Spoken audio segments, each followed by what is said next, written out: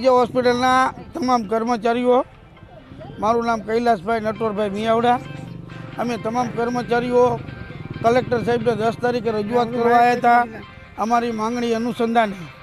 ત્યારે કલેક્ટર સાહેબે અમને વ્યવસ્થિત સાંભળ્યા અને અમને ગુરુવારે 12 તારીખે અમને ગુરુવારે 12 તારીખે આશ્વાસન આપેલું કે મેનેજમેન્ટને સાથે રાખીને તમારો પ્રશ્નનું હલ કરાવશું.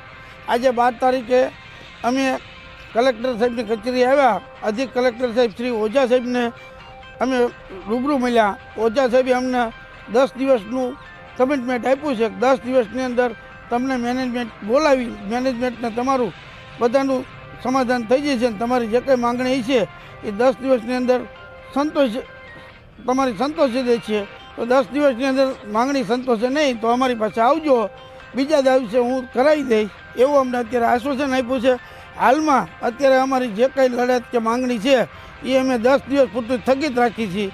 અધિક કલેક્ટર સાહેબના વચનને કહેવાથી અમારી પગારની માંગણી છે. પગાર વધારો, 7મા પગાર પંચની સ્ટાફને પરિવાર સાથે મેડિકલને લગતી તમામ સારવાર ફ્રી આપવી એ અમારી માંગણી છે.